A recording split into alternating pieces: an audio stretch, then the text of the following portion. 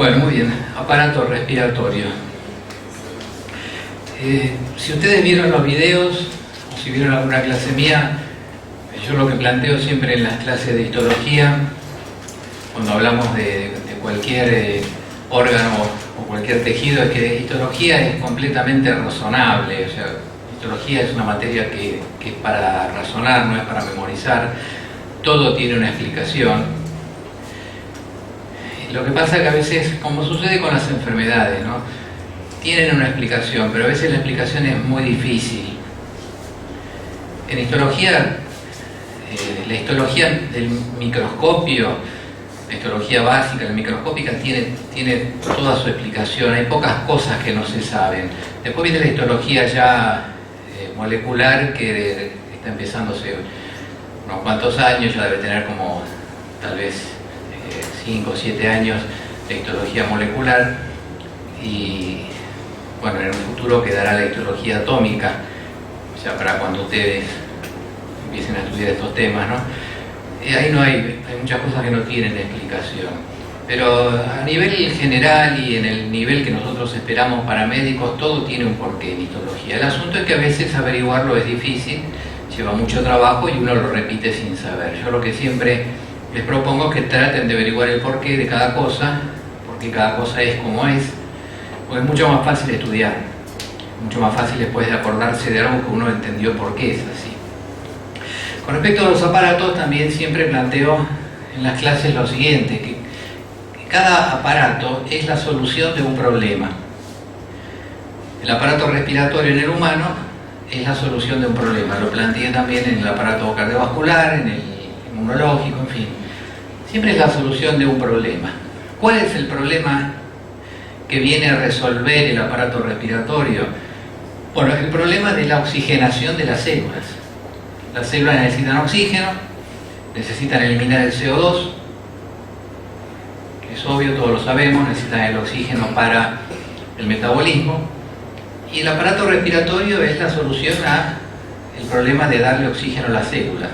Entonces, lo primero que vamos a hacer es un repaso de cómo es el aparato respiratorio en las otras especies, porque hay que tener en cuenta siempre, para entender, que nosotros somos la consecuencia de la evolución. Hay muchas cosas que tenemos los seres humanos que no son aparentemente muy lógicas, parecen medio irracionales, pero lo que pasa es que hay que entender que nuestros sistemas derivan de los otros animales, no fueron creados directamente para el ser humano, porque muchas veces yo digo, algún ingeniero, ¿no?, podría crear un sistema de distribución del oxígeno más eficiente que este, si lo hiciera exclusivamente para el ser humano. Pero esto no está hecho para el ser humano, proviene de toda una evolución del aparato respiratorio primitivo de la escala zoológica. Entonces también hay que tener en cuenta eso, que para entender un aparato hay que entender cómo es la evolución de ese aparato en las especies. Acá les traje una idea que vamos a pasar bastante rápido. Una idea del estudio filogenético del aparato respiratorio. El aparato respiratorio tiene 4.500 millones de años de evolución, porque empezó con los primeros organismos. Muchas veces algún colega o algún paciente me dice, no, el médico tal me dio tal vitamina o tal antioxidante o tal sustancia que me va a mejorar el aparato respiratorio. ¿Pero usted está enfermo? Algo? No, me dio para mejorar el aparato respiratorio o el cardiovascular o un antioxidante, ¿no?, o las vitaminas. Entonces yo digo, ¿alguien puede mejorar algo que se fabricó durante 4.500 millones de años? No lo puede mejorar ningún médico, ningún científico, ni nadie. Entonces, cuando ustedes ven que un colega le da al paciente todas estas sustancias que se ponen de moda, antioxidantes, vitaminas, minerales, para mejorar algo que no tiene ningún problema, paciente que está bien, pero le dan para mejorar, es mentira. No se puede mejorar nada en el ser humano porque está fabricado a lo largo de 4.500 millones de años. Así que desconfíen de todas esas cosas que se dicen y que son generalmente modas pasajeras. La cuestión es que, bueno, como sabemos, en la atmósfera había oxígeno, los seres vivos se crearon en ese ambiente de oxígeno y aprendieron a utilizar el oxígeno y empezaron a hacer la respiración aeróbica. Otros no aprendieron nunca y quedaron con respiración anaeróbica. Esto es la respiración como sinónimo de metabolismo. La palabra respiración significa las dos cosas, lo que se llama respiración interna, que es el metabolismo de la célula, a partir del oxígeno, y otro es lo que vamos a estudiar hoy, que es la respiración externa. Vamos a estudiar la respiración externa. Respiración interna lo estudian el año que viene en química. Bueno, de los tres reinos, los protistas, animales y vegetales, cada uno tenía su sistema respiratorio. En los procariontes, la respiración, y ustedes dirán que me interesa todo esto, bueno, tiene su interés, porque los procariontes, ¿cómo obtenían el oxígeno para su metabolismo? Lo obtenían directamente por difusión del oxígeno a través de la membrana plasmática. Estaban en un ambiente de oxígeno, igual que nosotros, pero directamente por difusión. El oxígeno pasa a través de la membrana plasmática y en general en todos los protistas, en todos los amebas, paramecios y todos los organismos unicelulares, es simplemente por difusión. El oxígeno pasa por difusión, porque es una sola célula, es fácil. Cuando se empieza a complicar, bueno, aparece el reino de los hongos, que también algunos utilizan oxígeno, y en general también es por difusión. Los hongos como los que se utilizan para fritar la cerveza, ¿no? Por eso está ahí Homero Simpson. En las plantas también es por difusión, o sea, la hoja directamente el oxígeno atraviesa la membrana plasmática de cada célula y entra. Tienen unos agujeritos las hojas que se llaman estomas y el oxígeno entra a cada célula. Por más que la planta sea grande, cada hoja está en contacto con el medio ambiente y el oxígeno entra por difusión. Hasta ahí va todo sencillo. Se empieza después a complicar cuando se hacen los organismos más grandes, los organismos animales, que necesitan más oxígeno. Las plantas no necesitan mucho oxígeno porque lo producen, absorben el CO2, producen oxígeno y entonces no tienen un volumen tan grande como para que el oxígeno no pueda seguir funcionando por difusión. En los animales se empezó a complicar esto porque aparecieron los animales pluricelulares. Ya cuando un animal tiene muchas células, como esto que es una esponja, en el caso de la esponja, bueno, la solución fue que la esponja tiene poros. Las esponjas, como la esponja que usamos para bañarnos, esas son esponjas artificiales, pero uno se puede bañar también con esponja natural. Las esponjas tienen poros y por ahí se mete el oxígeno y entra también a cada célula. Así que ahí también es fácil, célula por célula. En las lombrices, en los anélidos, a través de la piel, el oxígeno atraviesa la piel y entra célula por célula. Tampoco acá hay gran problema. En los artrópodos, bueno, las arañas tienen una especie de pulmón, los cangrejos tienen alguna especie de branquias. Se empezó a complicar la cosa, porque el problema es que a medida que el animal se hace más complejo y más grande y tiene mayor número de células, el oxígeno no llega a cada una de las células directamente del medio ambiente. Y ahí está el problema, ¿cómo hacemos para que llegue? Bueno, los peces a través del sistema de branquias. Los peces tienen branquias, que son unas cavidades que tienen muchos vasos sanguíneos. El agua entra en esas cavidades y el oxígeno del agua atraviesa la branquia y llega al interior de los vasos sanguíneos, y por los vasos sanguíneos llega hasta cada una de las células. O sea, ahí aparece realmente el aparato respiratorio más o menos como lo conocemos ahora en los peces. Como hay tantas células, se necesita que el oxígeno llegue por la sangre, por el aparato circulatorio. Entonces, en lugar de ir de la atmósfera directamente a la célula, va de la atmósfera a la sangre y de la sangre a la célula. Por eso el aparato respiratorio trabaja en conjunto con el aparato cardiovascular. Eso apareció en los peces. En los anfibios también es parecido. Y después, bueno, las aves ya aparecen en los pulmones. Las aves tienen tráqueas, bronquios y pulmones. Son muy especiales los pulmones porque además contribuyen a que las aves puedan volar.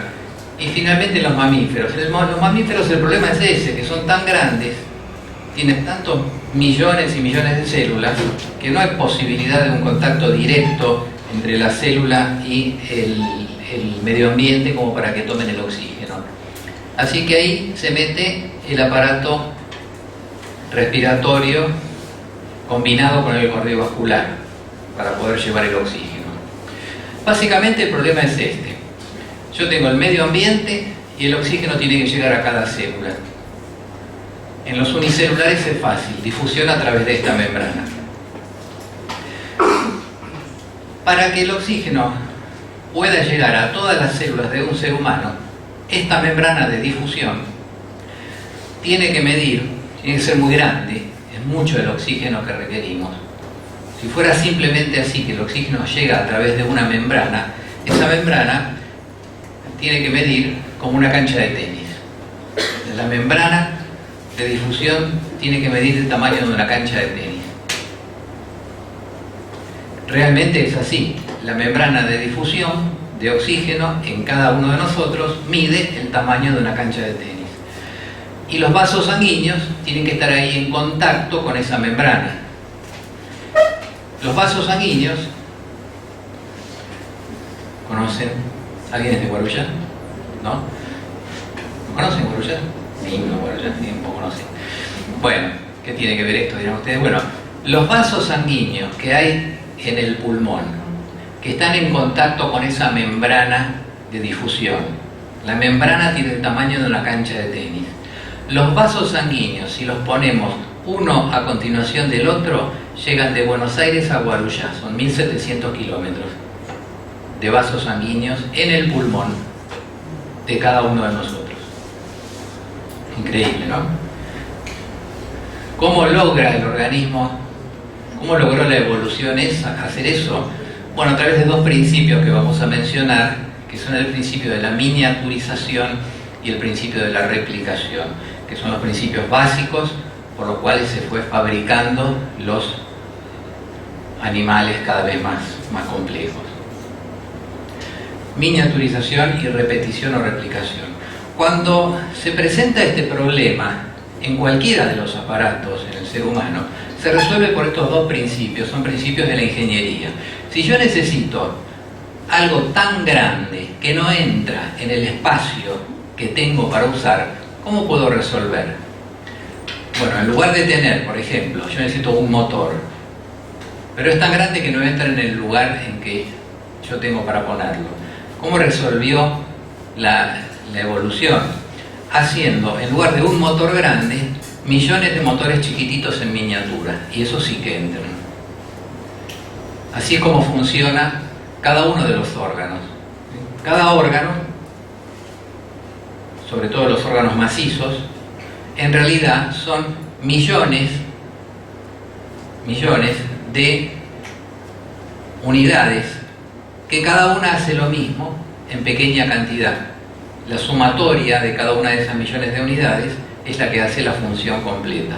En el caso del pulmón, por ejemplo, la unidad que realiza la función es el alvéolo pulmonar, pero no hay uno, hay millones, hay casi 1 millón de alvéolos pulmonares. ¿Sí? Entonces, eso es el procedimiento que utilizó la ingeniería de la evolución. Tengo algo tan grande que no entra, si no el ser humano tendría que medir como una cancha de tenis y tener un vaso sanguíneo que llega hasta Guarujá. Guarujá está cerca de San Pablo. Entonces, ¿cómo lo resuelve? En lugar de uno, hace 1 millón de unidades miniaturizadas. Esa unidad miniaturizada y repetida que hay en cada órgano se llama unidad fisiológica.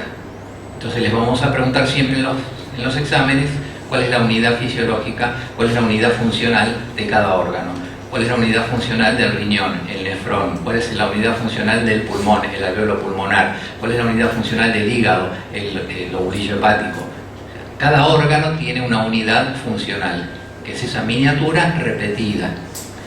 Eso también tiene una gran ventaja en la evolución, que si falla una no pasa nada.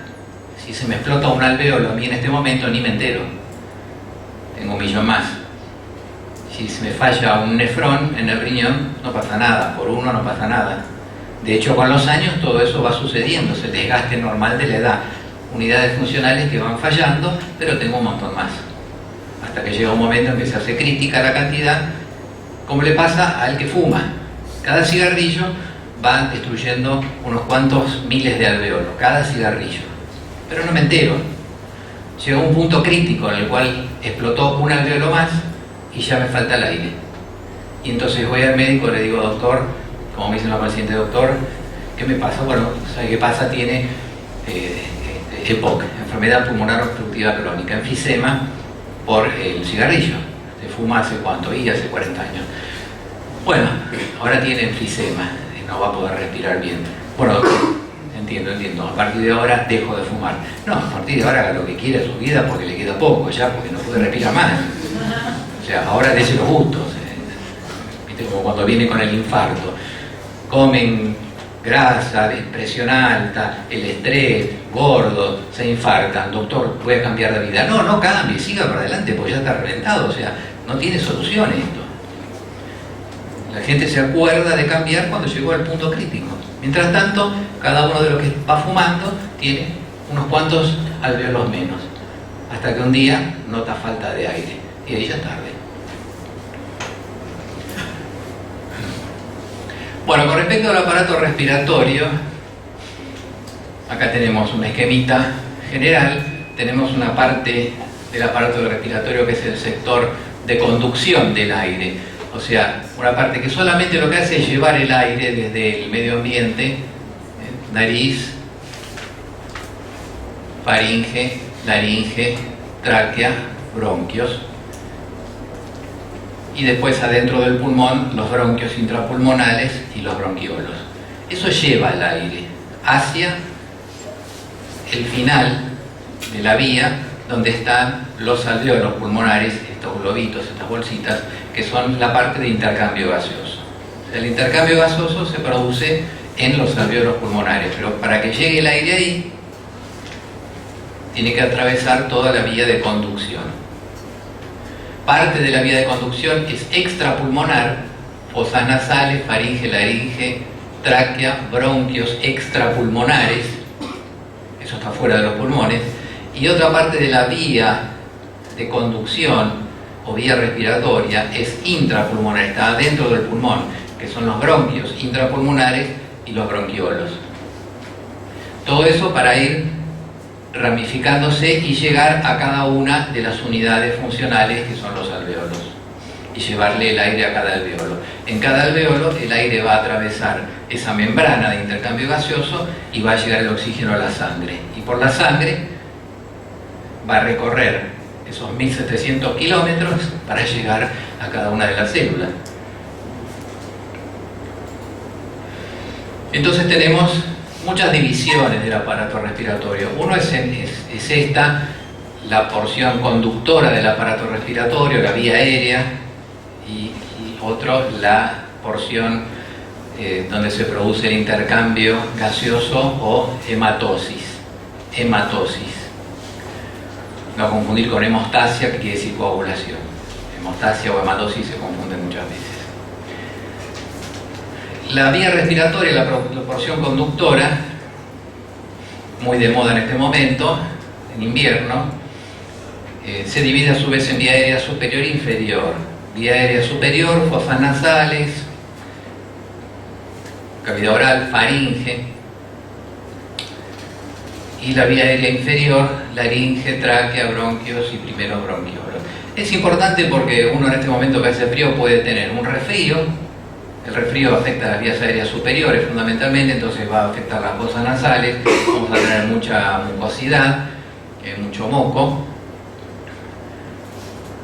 y vamos a tener muchos síntomas de vía aérea superior, o sea, tos poca, pero mucha dolor de garganta, cavidad oral, faringe, cuerdas vocales afectadas, pero no va a estar muy afectado la vía aérea inferior. El resfrío es algo bastante superficial. En cambio, la gripe afecta más ya la vía aérea superior, la inferior y el estado general del cuerpo. Es la pregunta ahora de todo paciente que uno va a ver: ¿tengo gripe o resfrío? Parece que fuera todo lo mismo, no es lo mismo, son distintos virus. El resfrío es algo superficial, la gripe es algo mucho más problemático y puede matar a una persona. El resfrío no, en general. Se usa mucho esta división de vía aérea superior e inferior. Y la otra, la parte respiratoria, donde se produce el intercambio gaseoso, ya es la parte más, el final de la vía, los bronquiolos respiratorios, que ya vamos a ver cuáles son, y los alveolos. Bueno, con respecto a las cavidades nasales no voy a dar mucho detalle, en general no preguntamos prácticamente nada, no hay preparados citológicos tampoco. Bastante obvio, todo hay que leer un poquitito porque por algunos nombres propios, los orificios nasales son las narinas, la parte posterior de las cavidades nasales, los orificios son las coanas, y tiene una doble función, respiratoria y olfatoria. Ahí está también el sentido del olfato, ¿no?, en las cavidades nasales. Hay unos pelitos en la nariz, no tanto como este, ¿no?, pero hay unos pelitos que se llaman vibrisas, y las vibrisas sirven para atrapar las partículas de polvo para evitar que se metan en el aparato respiratorio. Bueno, este tiene muchos pelitos en la nariz, pero normalmente son menos, ¿no? Y hay como una fobia a los pelitos de la nariz, se los cortan en todo el mundo, ¿no? Pero son para atrapar el polvo. La nariz también sirve para calentar el aire, por eso la gente que respira con la boca se enferma más. El que respira por la boca no calienta el aire llega más frío a los pulmones y se resfría, tiene resfrío o tiene gripe. Por eso es muy malo respirar por la boca. Si tienen problemas de obstrucción nasal, tienen que ir al otorrinolaringólogo a ver qué pasa, porque van a tener siempre problemas respiratorios por respirar por la boca. Estos nombrecitos, les pueden preguntar cómo se llaman los pelitos de la nariz, vibrisas, en fin, distintas pequeñas cositas que hay que saber. Este es el receptor del olfato. Como todo receptor, una neurona o célula olfatoria que tiene terminaciones dendríticas, que son las que reciben las partículas que están en el aire y producen la sensación de olor. Un receptor muy sencillo. Con respecto a los senos paranasales, para quiere decir al lado, nasal, nariz. ¿Qué son los senos paranasales? Bueno, no es esto. No es esto. Es esto. Los senos paranasales son cavidades, porque seno quiere decir cavidad.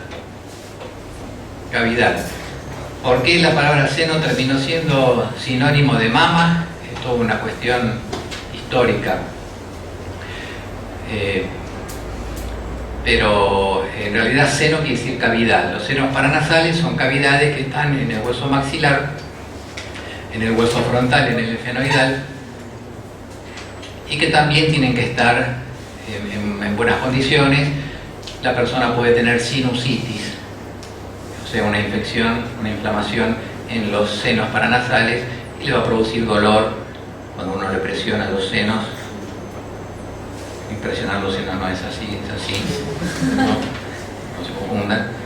Presionan los senos, la persona le duele, con síntomas de gripe, bueno, tiene una sinusitis, una inflamación de los senos paranasales. Esto lógicamente no nos interesa mucho. Lo mismo que la faringe, son temas más de anatomía, las divisiones, los cartílagos y demás, difícil que les preguntemos. De la laringe en general les pueden llegar a preguntar qué son las cuerdas vocales verdaderas, las falsas. Bueno, las cuerdas vocales verdaderas, que son pliegues de la mucosa y que sirven también para la fonación, y no preguntamos mucho más que eso. Hasta ahora, digamos, un poco es lo que se pregunta. ¿Qué es lo que se pregunta tráquea? Eso sí. Acá sí comenzamos con la parte histológica que nos interesa. La tráquea, lo primero que hay que hacer cuando les preguntan, y esto lo escucharon en todos los videos, pero lo voy a seguir repitiendo. Les preguntan por un órgano en el examen. Lo más común es que el alumno no sepa cómo empezar a hablar, tarde en empezar a hablar, se ponga nervioso porque no encuentra las palabras. Ustedes ya han rendido examen oral y les ha pasado seguramente algo así.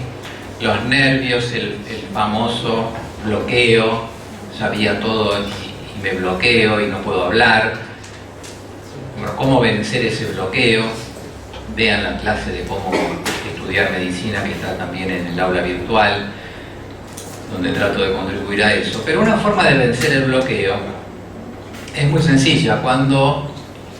Si yo sé que cualquier pregunta que me hagan la voy a poder contestar rápidamente, casi sin pensar, ¿va a aparecer ese bloqueo? No. Yo voy al examen tranquilo, yo sé que me van a preguntar cualquier cosa del programa y yo la puedo contestar rápido y sin pensar. ¿Cómo se hace eso? Bueno, con lo que se llaman las reglas de oro de la histología. Un viejo librito que escribí hace muchos años, que ya no existe más, y que explicaba lo que es fundamental para esa respuesta rápida. Una de las reglas de oro es esta. Cuando me preguntan por un órgano, yo lo primero que tengo que pensar es si el órgano es macizo o es hueco. Eso es lo primero. Si es macizo o es hueco. Cosa bastante sencilla, ¿no? Saber si un órgano es macizo o es hueco. Parece fácil saber si es macizo o hueco un órgano. Sí. ¿Saben qué quiere decir macizo? En portugués, ¿cómo es macizo? Igual. ¿Y hueco? Oco. Muy bien. ¿Cómo sé? Bueno, todos piensan que es fácil, pero los profesores, que somos muy malos, ¿no? Y que tratamos de preguntarle al alumno siempre lo que no sabe, también sabemos que en eso se pueden equivocar. Por ejemplo, yo pregunto, ¿el estómago es macizo o es hueco? ¿Qué es? Hueco. Bueno, muy bien, hueco. ¿El hígado es macizo o es hueco? Macizo, muy bien, aplausos. Ahora, ¿el cerebro es macizo o es hueco? Dicen macizo, mal, el cerebro es hueco. Tiene las cavidades ventriculares, es hueco. Es un órgano hueco. Ahí ya lo aplazo al alumno, pero ¿cómo no sabe, ni siquiera sabe decirme si un órgano es macizo o es hueco? Si le quiero al alumno poner un 1, apenas le pregunto, dígame nomás estos órganos, si son macizos o huecos. ¿El pulmón es macizo o es hueco? Macizo. El pulmón es macizo, no tiene ningún hueco. ¿Dónde está el hueco del pulmón? ¿Se dan cuenta?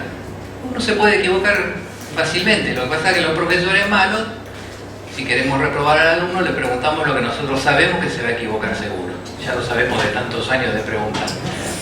Entonces, lo primero es saber si un órgano es macizo o hueco. Acuérdense del ejemplo de el cerebro, acuérdense del ejemplo del pulmón, para no equivocarse. Con ese pequeño detalle, y ya todos lo saben porque todos ven los videos, ¿no? Si el órgano que me preguntan es hueco, porque ahora voy a hablar de la tráquea, me preguntan por un órgano y yo solamente pienso esto. Yo les pido que sepan eso solamente. ¿Es macizo o es hueco? Pienso, no hablo, pienso. Es hueco. Bueno, todo órgano hueco, todos, están formados por capas, o también llamadas túnicas. Siempre conviene usar la palabra difícil para el profesor y la palabra fácil para el paciente. Al paciente le hablamos siempre en idioma fácil y al colega le hablamos en idioma difícil. La medicina, como también digo siempre, tiene un idioma propio que es el latín y el griego. El latín en homenaje a Galeno y el griego en homenaje a Hipócrates. Seguimos hablando los médicos siempre en latín y griego. Entonces hay que aprender ese latín y ese griego médico, que es muy sencillo porque lo van a usar toda la vida. Y tienen que empezar a entender los nombres de las palabras. Entonces, capas o túnicas. Entonces, ya hay una cosa que yo sé seguro. Me preguntó por órgano hueco. Las capas o túnicas siempre son las mismas.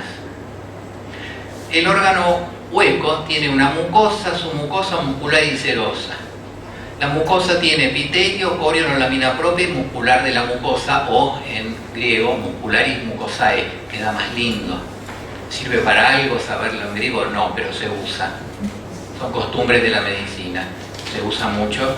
Cuanto más palabras digo en griego, y si quiero ser muy culto, yo tenía mi maestro, el profesor José Emilio Burujúa, nos hablaba en francés.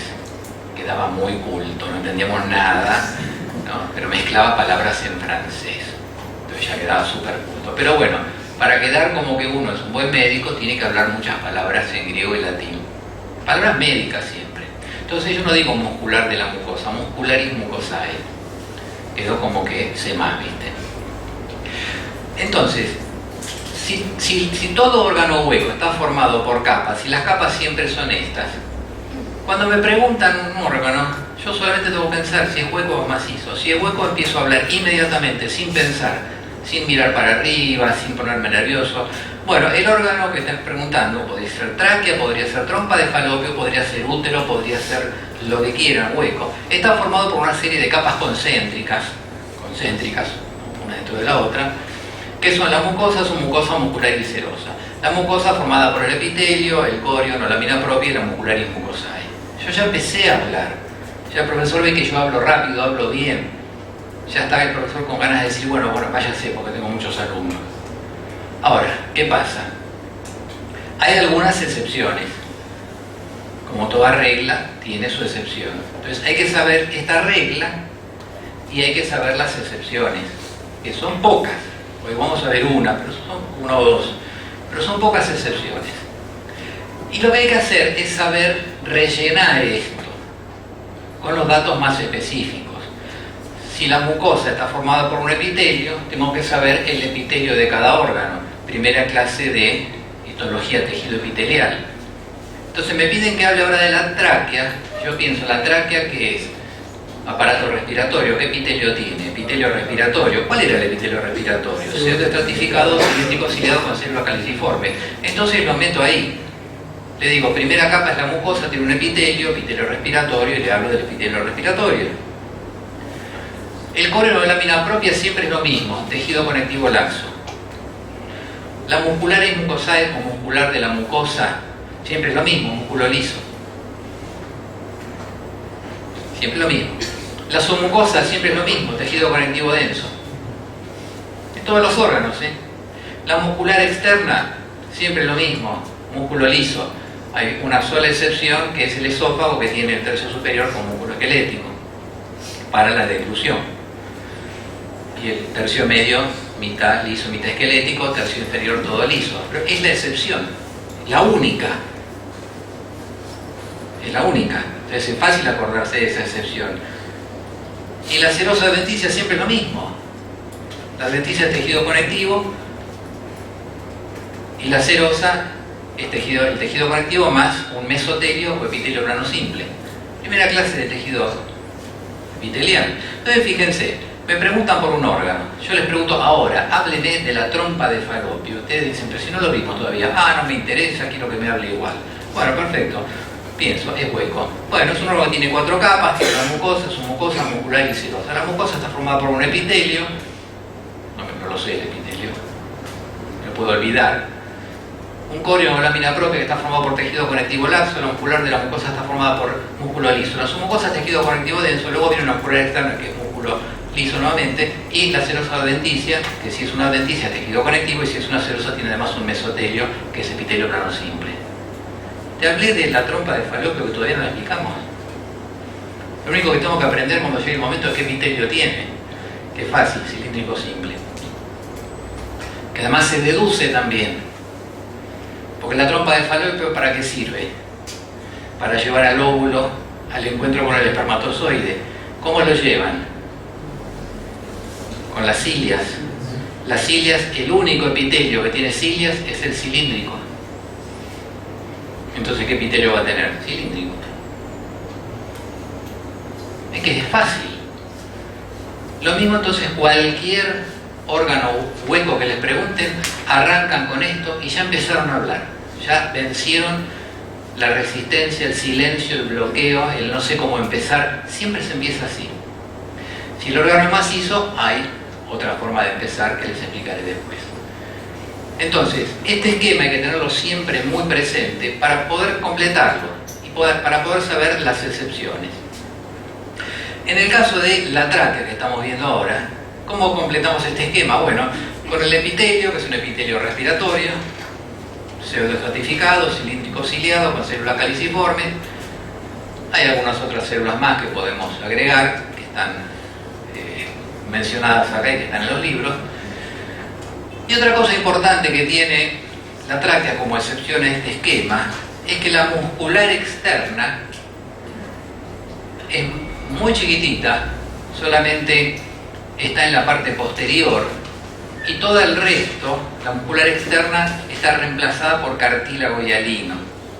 ¿Por qué? Porque supongamos que la tráquea fuera como el esófago tiene las mismas capas, pero el epitelio es un epitelio plano estratificado. Lógico, porque si yo me como un pedazo de pan duro y el epitelio fuera simple, me lo rompo todo como 2 veces en mi vida, la tercera ya estoy muerto. Un epitelio duro, plano estratificado, es lógico. El resto es todo igual. Ahora, ¿por qué la tráquea tiene reemplazada muscular casi toda por cartílago? ¿Por qué? Es muy fácil, porque imagínense que la tráquea no tuviera cartílago. Yo me aprieto acá y me mataron, ya está. Esto es la tráquea, estos son los anillos traqueales. Tienen que ser duros, porque si no cualquiera me mata solamente poniéndome el dedo acá. No me pueden matar porque no me pueden romper un anillo traqueal. Ahora, si yo soy karateca y quiero matar a alguien, un golpe en la tráquea, le parto el cartílago traqueal y lo mato por asfixia. Golpe de karate, mata por asfixia. Por eso pegan en la tráquea. Patada alta a la tráquea y lo matan. Bueno, pero ven que todo es una lógica y es fácil en el momento pensarlo. Y todo esto se lo dicen al profesor en el examen. Y el profesor va a ver que son personas que son estudiosas, que razonan, que van a ser buenos médicos porque entienden las cosas. No están repitiendo de memoria sin saber de qué se trata. Y hay que saberse esto solo. Y una diapositiva para órganos macizos. Y más o menos con eso tenemos para arrancar siempre con cualquier órgano. Porque la clave del examen es esa. Pensar que el profesor tiene 5 minutos para decidir la nota. La nota se decide en el primer minuto del examen. Tómense el tiempo, ustedes 60 segundos hablando. Meten todo esto en 60 segundos y sobra el tiempo. El profesor dice, ¿cómo sabe? Listo, no, vaya. Y llama al próximo. El próximo le pregunta lo mismo y se queda mirando, pensando, mirando para arriba. Pasó 60 segundos y dice, no, dieron 1. Es 1 minuto el examen. En ese minuto le muestro que yo la tengo clara. Listo. Lo mismo con todas las materias de la carrera. Esto no es para psicología. Todas tienen su secreto. Lo que pasa es que a veces los profesores no se lo quieren decir. Se lo guardan y parece que fuera todo tan complicado. Muy bien, con respecto a la tráquea, entonces ven las capas. Mucosa submucosa, muscular, pero reemplazada por un anillo de cartílago en forma de letra C. Muchos anillos, los anillos traqueales que están acá, los podemos tocar. Y después una pregunta que puede haber muy sencilla o un complemento a esta explicación de las capas de cualquier órgano o hueco es cuándo hay adventicia y cuándo hay serosa. Pero es muy simple, porque ¿la tráquea tiene adventicia o tiene serosa? Le pueden preguntar los profesores. Bueno, eso es anatomía. ¿Por qué? Porque hay serosa cuando el órgano está en contacto con una cavidad. Las cavidades corporales son pleura, peritoneo y pericardio. Cuando el órgano está en contacto con alguna de las 3 cavidades del cuerpo humano, en ese lugar tiene serosa. Y si no está en contacto con cavidad, tiene adventicia. Entonces la tráquea, en su origen, en su parte proximal, tiene adventicia porque está en el cuello, pero en la parte mediastínica de la tráquea está en contacto con el pulmón, tiene serosa. Es anatomía. El intestino tiene serosa en el borde antimesentérico y tiene adventicia en el borde mesentérico. ¡Wow! ¿Cómo sabe ese alumno? No sabe nada. Estudió 2 o 3 reglitas de oro de la histología y nada más. Y es así como tienen que hacer. El epitelio respiratorio, bueno, cilíndrico, ciliado con células caliciformes, con células en cepillo, que son células con microvellosidades, ya ahí agrega Ya eso hay que estudiar un poquito más si uno quiere el detalle de las células, con células de gránulos pequeños, que son gránulos de secreción, y como siempre con cualquier epitelio tiene células basales, que son las células que originan a las demás, son las células madre que están tan de moda. Cualquier epitelio, todos tienen células basales, por eso el epitelio se puede regenerar. Y ya tenemos ahí la tráquea. O sea, 2 o 3 detalles sobre el esquema general. Ahí está el gráfico. Y fíjense ustedes que a nivel práctico, el tiempo no va a alcanzar nunca para dar la clase, pero a nivel práctico también hay muchas cosas que decir. La práctica con el microscopio también es una cuestión totalmente lógica, totalmente razonable y se basa en reglas, no se basa en mirar con el microscopio a ver qué es. Hay reglas. Por ejemplo, me ponen un preparado histológico y yo veo cartílago. ¿Qué puede ser? Puede ser tráquea, puede ser pulmón, porque el pulmón tiene cartílago, y puede ser el preparado de osificación, nada más. Entonces yo pienso en esos 3. El preparado de osificación, que es macizo, la tráquea es hueco, el pulmón es hueco y adentro tiene es macizo y adentro tiene partes huecas. O sea, con esos 2 datos ya te hago el diagnóstico. Es fácil darse cuenta si es tráquea, por ejemplo, mirando el vidrio. Insisto con esta técnica, los profesores se van a enojar, pero bueno, no importa, yo soy el titular.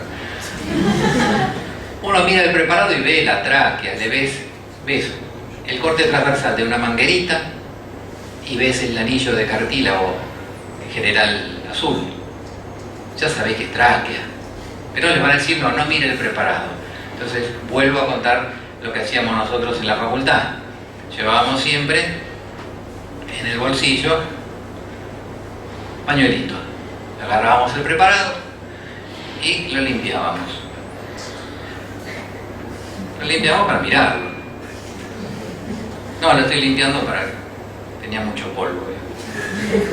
Ya está, ya me di cuenta que es tráquea. No digo nada, vuelvo el papelito, pongo el preparado en el microscopio, yo ya sé que es tráquea. Hago como que miro, con los ojos cerrados, me pongo así y estoy pensando todo lo que tengo que decir de la tráquea. Cuando me dice, bueno, a ver qué es, el diagnóstico es tráquea, porque estoy viendo un órgano hueco con 4 capas, mucosa muscular y serosa. La mucosa que está formada por el epitelio. Oh, está bien, buenísimo, vaya.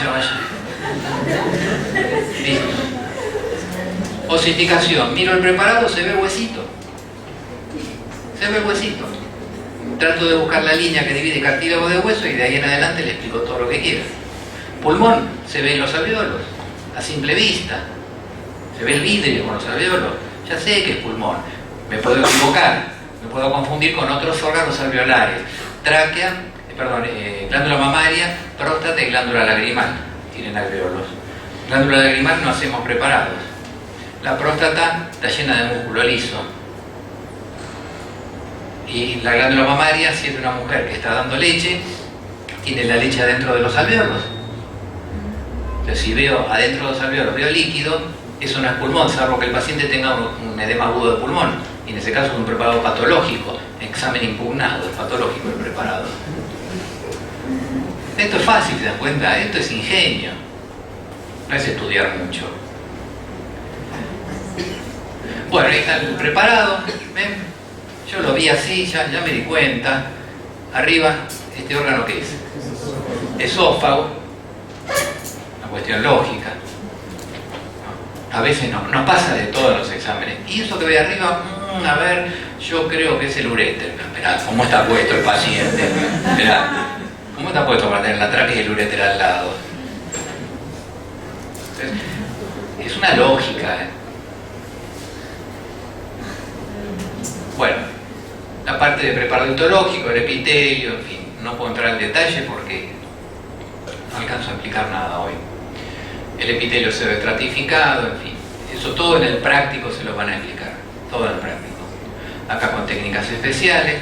A mí particularmente no me interesa que sepan las técnicas especiales, no me interesa que sepan medidas de nada, no me importa si es acidófilo o basófilo, no me interesa.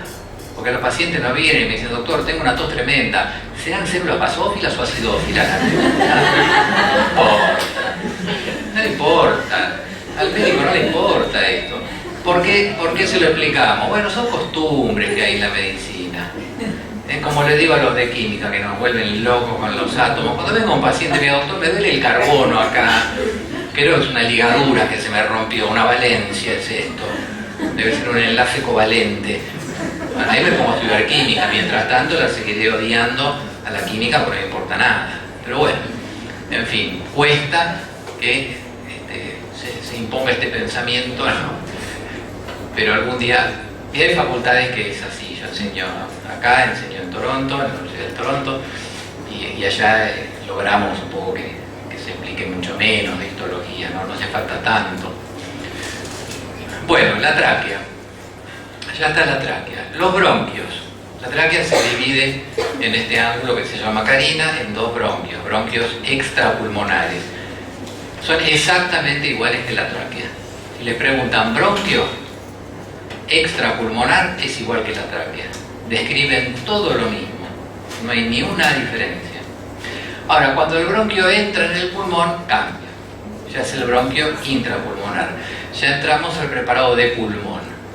Así que ahora vamos al segundo preparado. En este práctico hay dos preparados, tráquea y pulmón. Son solamente dos preparados, es un práctico fácil. Pulmón, órgano macizo. Está en la cavidad torácica. Está recubierto por la cavidad pleural.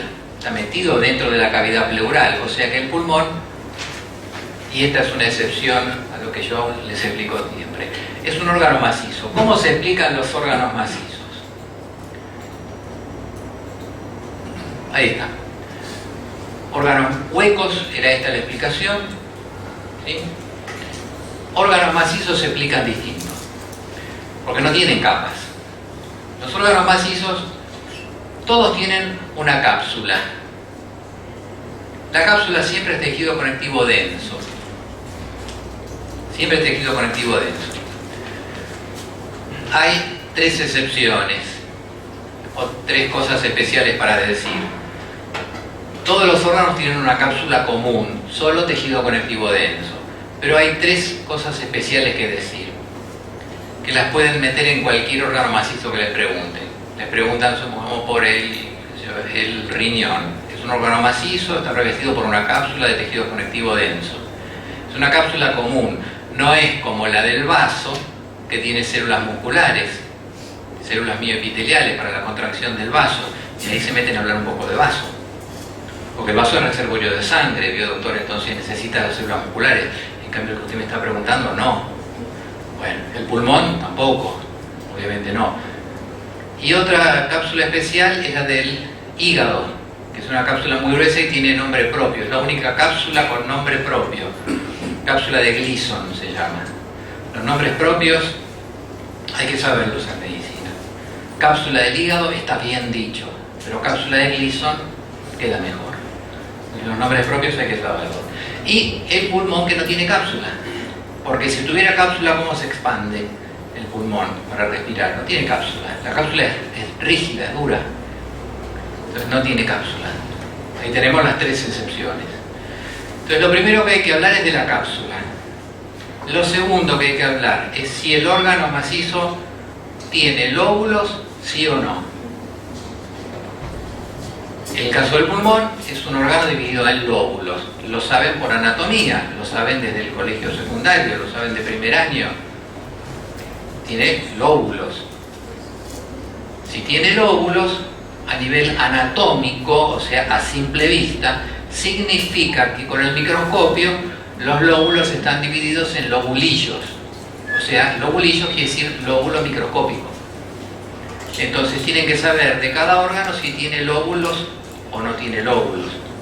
Entonces empiezan hablando de la cápsula. El pulmón no tiene cápsula, bla, bla, bla. Está dividido en lóbulos y lobulillos.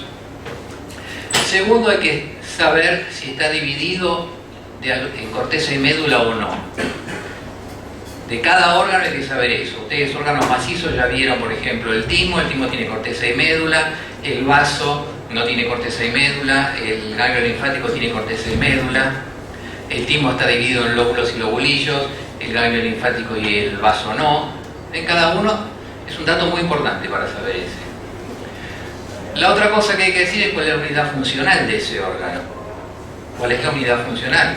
Cada órgano macizo tiene una unidad funcional, porque insisto que el órgano macizo es la repetición millones de veces de una estructura que cumple la función.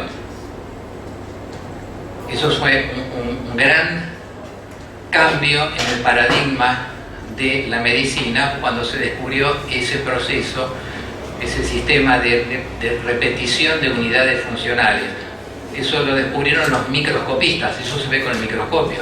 Antes de los primeros microscopistas, antes del invento del microscopio, se pensaba que cada órgano era una cosa entera que trabajaba como una máquina. No se entendía cómo trabaja el pulmón, cómo hace para oxigenar. Sí, es una cosa única. Cuando vamos al microscopio y vemos que está formado por 1 millón de motorcitos respiratorios más chiquititos que son los alvéolos, ahí se empieza a entender. Entonces hay que saber cuál es la unidad funcional. En el caso del pulmón es el alvéolo pulmonar. Y cada órgano tiene que saber cuál es la unidad funcional. Y tienen que saber el significado. Alvéolo, por ejemplo. ¿Qué significa alvéolo? Todas las terminaciones con una L en el medio son un diminutivo en latín. Olo, ola, ula, son todo diminutivo. Por ejemplo, túbulo es un tubo chico. Yo al colega o al profesor no le voy a decir tiene pequeños tubos el riñón, no, le digo tiene túbulos, los túbulos renales. Y si son muy chicos son microtúbulos. O sea, ULO, ULA siempre son diminutivos. Alvéolo, OLO, es un diminutivo de alveo. ¿Qué es alveo? Quiere decir espacio, un espacio chiquito. Eso quiere decir alvéolo. Busquen en el Google etimología de los términos médicos. Hay un montón de diccionarios que les dice el significado de cada término, no a nivel médico, sino etimológico. Es muy importante para poder hablar el idioma médico sabiéndolo, porque si no es hablar por fonética. Es como que yo quiero hablar en inglés por fonética. En medicina no pueden hablar por fonética, tienen que saber componer las palabras. Por ejemplo, se encuentran con un colega y le quieren decir que el paciente, no sé, tiene un pequeño absceso en la piel y bueno, tiene un forúnculo, ULO es un diminutivo. O el paciente, también como siempre digo, insisto con esto porque así les queda, el paciente se está por morir. Tengo el paciente, la familia y a mi colega que viene a hacer una interconsulta. Y el doctor, ¿qué opina de este caso? Y yo le digo, no, se está por morir el viejo. No queda bien. No, le digo, el paciente está próximo al óbito. Óbito quiere decir muerte. Se está por morir. La familia va a decir, mira vos, próximo al óbito. Mira vos, es interesante. No sabe de qué estamos hablando. Cuando uno está hablando bien el idioma médico, el que no es médico no tiene que entender nada. Ahí estamos hablando bien. Bueno, después, en cada órgano macizo, si hay alguna estructura exclusiva de ese órgano, ¿qué cosas son únicas de ese órgano? Cada órgano tiene alguna cosa que es única. Puede ser alguna estructura, puede ser alguna célula. En el pulmón tiene algunas cosas que son exclusivas del pulmón. Preguntas de examen que yo hacía en otras épocas era tomar examen al revés. Te digo una palabra y me decís a qué órgano le corresponde. Son palabras que están solamente en un órgano. Por ejemplo, si yo te digo células de Clara, están en el pulmón. Células de Clara. Yo te digo corpúsculo de Malpighi, ¿dónde están? Vaso y también en el riñón. Malpighi renal. Los corpúsculos de Hassall, ¿dónde están? Timo. Son palabritas que están en un solo órgano, como mucho en dos. Es para saber si ustedes están orientados en el tema, si saben de qué estamos hablando. Pero eso no se puede perder tiempo, tiene que ser rápido, ping-pong. Ping-pong de preguntas y respuestas. Te digo una palabra, decime a qué órgano pertenece. Y ahí tomamos un examen rápido y ustedes saben, y yo sé si lo entendieron. Y después recién viene la descripción, ya para esa altura, ya el profesor se dio cuenta que ustedes saben. Bueno, el caso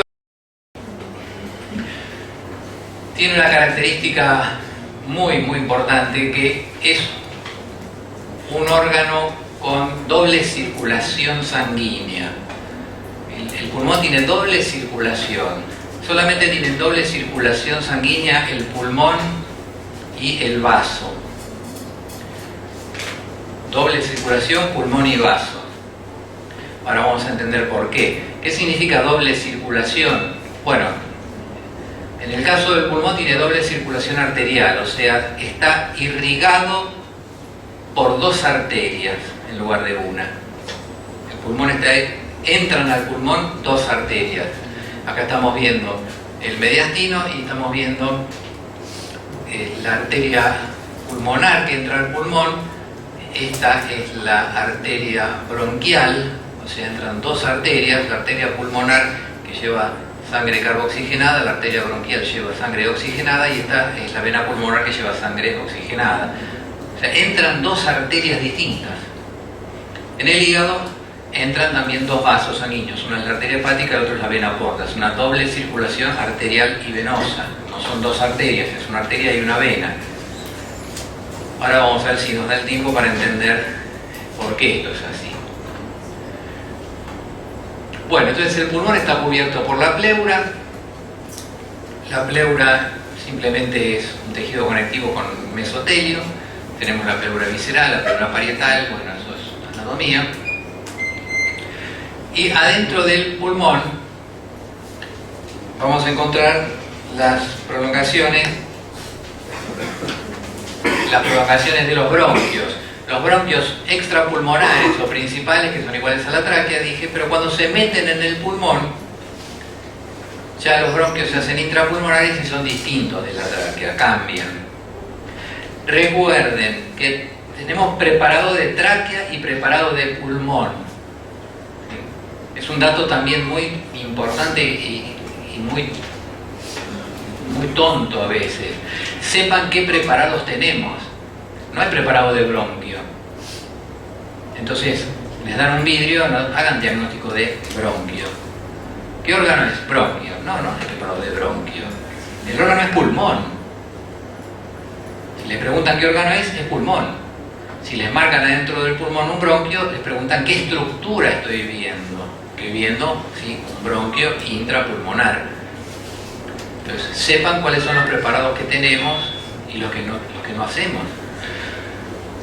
Entonces, los bronquios intrapulmonares que son distintos a los extrapulmonares y que se van ramificando, como se ve acá, se van ramificando hasta llegar a cada uno de los alveolos, que es la parte donde termina esas ramificaciones. Por eso el nombre de árbol respiratorio, árbol por las ramificaciones que tiene. Los bronquios, hábleme de los bronquios. Bueno, está formado por 4 capas, ¿no? Órgano hueco. 4 capas, mucosa muscular y serosa. Acá hay una excepción, que mucosa muscular y serosa no puede tener el bronquio. Tiene adventicia. ¿Por qué no tiene? Porque el bronquio intrapulmonar está dentro del pulmón, no está en contacto con una cavidad. No está en contacto con pleura, peritoneo, pericárdio. Es adventicia, no es serosa. Lógico. Entonces, su mucosa muscular y adventicia, pero tiene una capa más, que es la capa de músculo. En el bronquio extrapulmonar, el músculo está reemplazado por una capa de cartílago.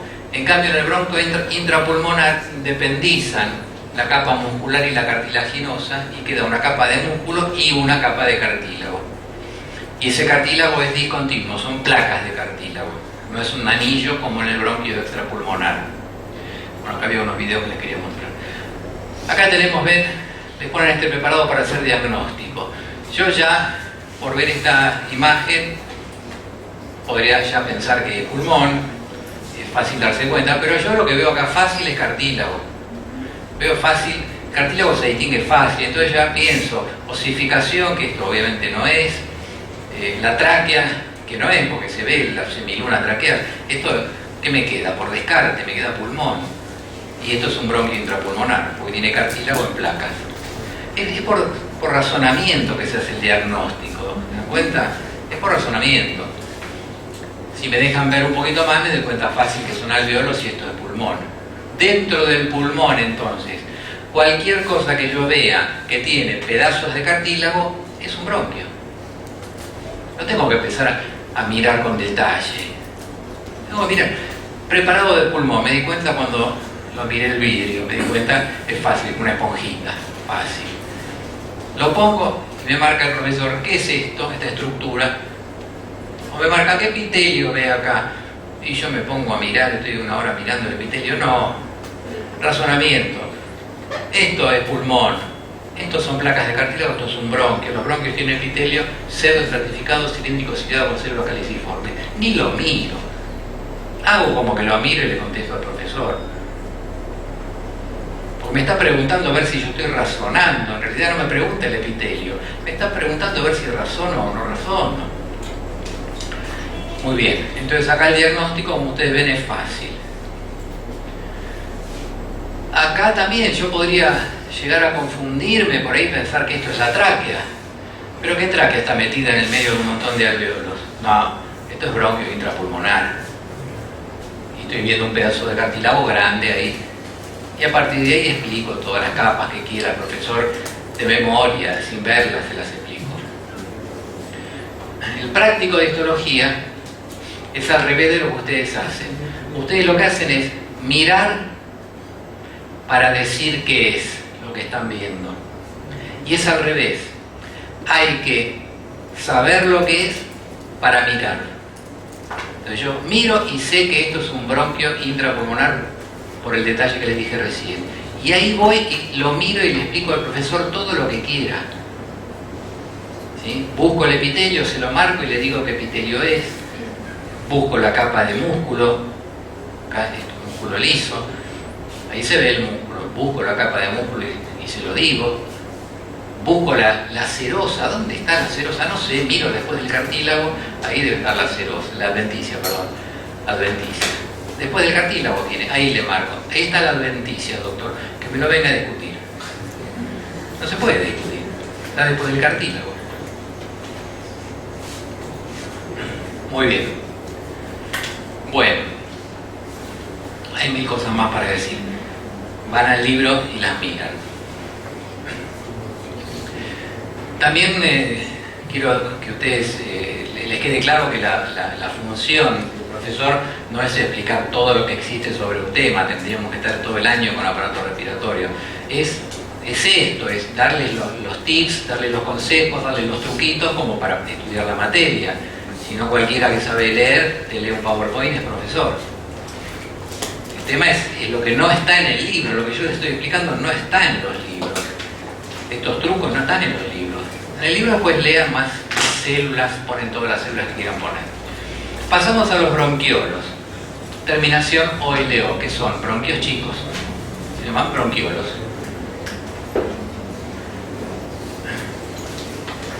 Y efectivamente son como bronquios chicos, tienen pequeñas diferencias. Hay 3 tipos. Cada libro le pone distintos nombres, primario, secundario, terciario. Bueno, nosotros usamos esta terminología. Los bronquiolos, las primeras ramificaciones se llaman bronquiolo propiamente dicho.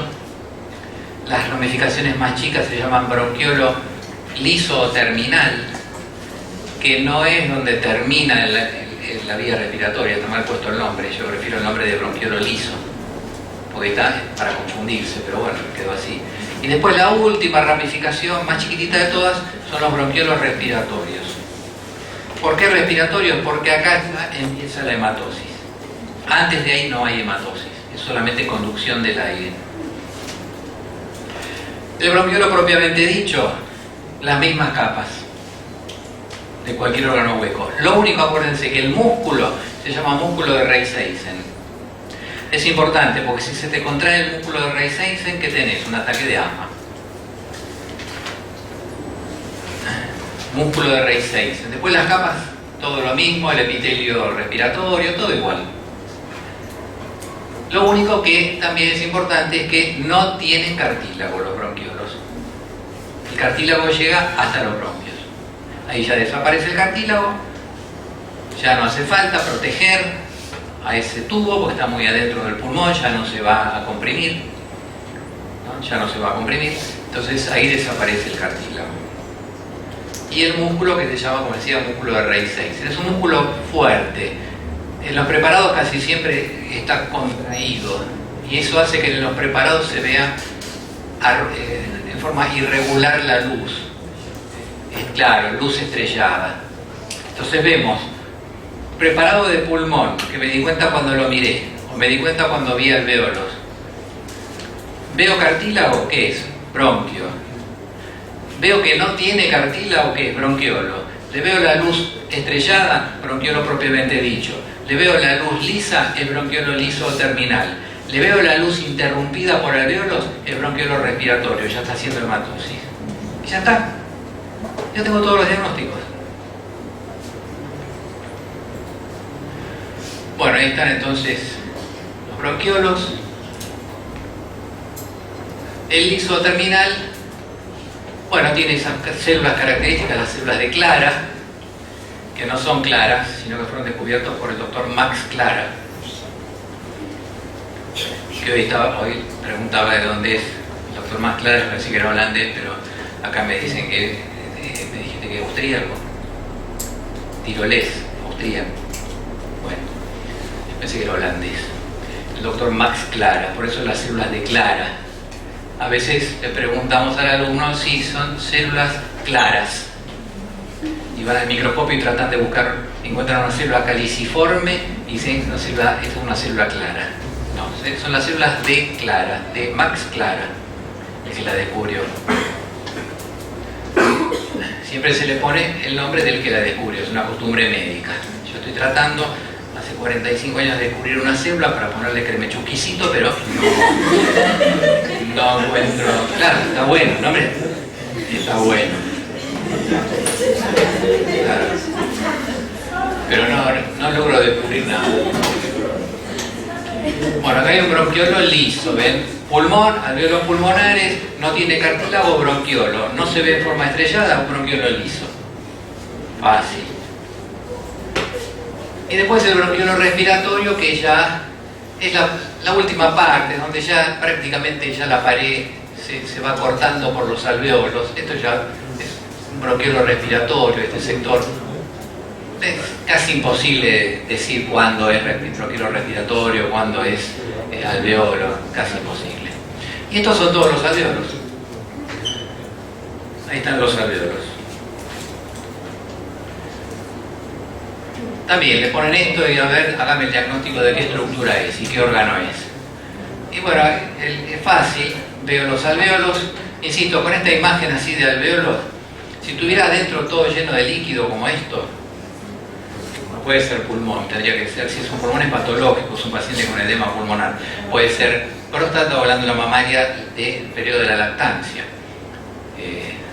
Pero si está vacío, podría ser glándula mamaria de una mujer que no está dando de mamar, pero tiene muy poquititos alvéolos, 1 o 2 van a ver, esto ya es muchísimo, tampoco puede ser.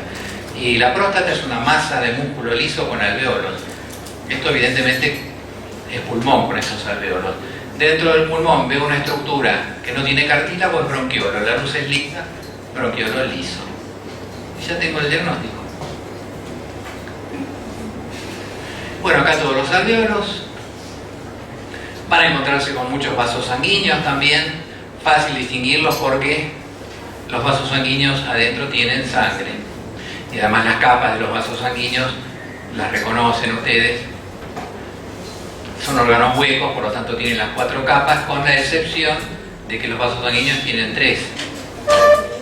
Tienen mucosa, muscular y serosa, no tienen su mucosa, y en lugar de llamarse mucosa, muscular y serosa, se llaman íntima, media y adventicia. Pero es todo lo mismo, ¿ven? Es esa variación de esa estructura general. Nos van a echar en cualquier momento. Bueno, finalmente los alvéolos. Cada pulmón tiene 150 o 250 millones de alvéolos. El epitelio alveolar, que tiene, ¿cómo se llaman? Las células de los alvéolos. Bueno, es fácil. Pulmón, pulmón maneja el aire, neumo, son los neumocitos, células de aire significaría, neumocitos. El pulmón es un órgano neumático, maneja el aire, neumocitos. Hay neumocitos 1 y neumocitos 2. Los neumocitos 1, que son las células planas, que permiten el intercambio gaseoso, y los neumocitos 2, que son las células que producen el factor surfactante, que han visto en la embriología en el estrés respiratorio de recién nacidos, ¿sí?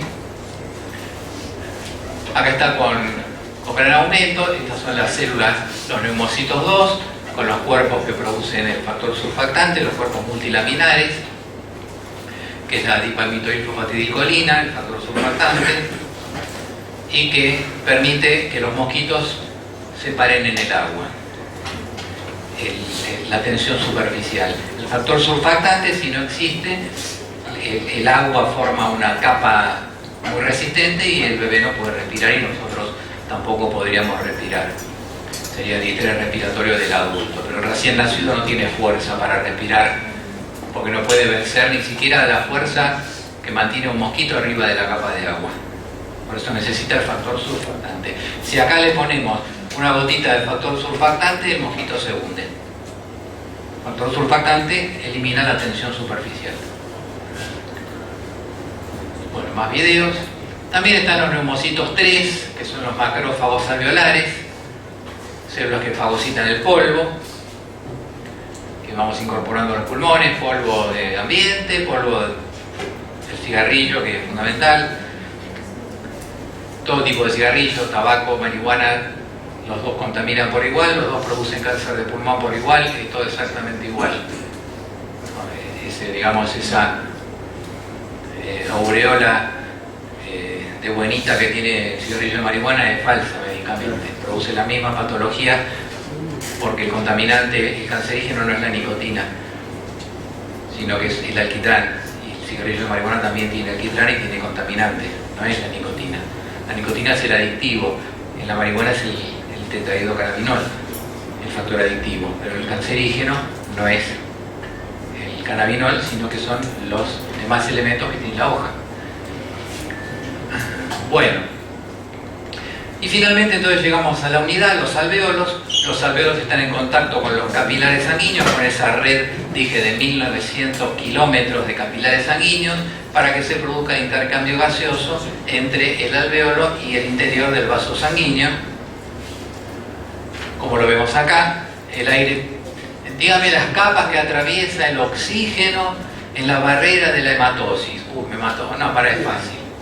El alvéolo y el vaso sanguíneo, ¿qué atraviesa? El alvéolo tiene un epitelio plano simple, formado por neumonocitos 1, luego viene el epitelio plano simple del capilar, o sea el endotelio, y así llega a la luz del capilar. O sea, el oxígeno atraviesa dos epitelios planos simples, nada más. Es el lugar más finito donde ahí se puede meter el oxígeno y pasar. Y esa es la barrera de la hematosis. Esa es la barrera de la hematosis. Acá lo tenemos con más detalle. Y acá por último el tema de la doble circulación, y termino justo horario. ¿Por qué tiene doble circulación el pulmón? Bueno, muy sencillo. Porque tiene la arteria, insisto, hay dos órganos con doble circulación, pulmón e hígado. ¿Por qué? ¿Y todos los demás no lo necesitan? No, porque el pulmón tiene la arteria pulmonar que sirve para el intercambio gaseoso. ¿Qué oxígeno lleva la arteria pulmonar? Poco. Lleva sangre carbooxigenada, la arteria pulmonar, ¿correcto? Entonces, ¿con qué se nutre el pulmón? La arteria pulmonar no nutre al pulmón, no le da oxígeno a las células del pulmón. La arteria pulmonar es para lo que se llama la circulación funcional del pulmón, es para que el pulmón cumpla su función. Pero el pulmón necesita oxígeno. ¿Quién se lo da? La arteria bronquial, rama de la aorta. Por eso tiene dos arterias. Una para trabajar y una para divertirse. O sea, no para divertirse, sino para nutrirse. Circulación funcional y circulación nutritiva o nutricia. Y después tiene las venas pulmonares, que son las de salida, y también tiene venas bronquiales, que salen.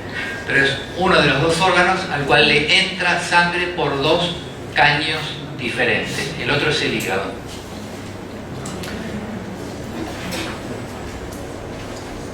Acá está un poquito más de explicación. Había unos videos y con eso ya está. Bueno, vamos a apagar acá la cámara, así después lo puedo subir a los demás.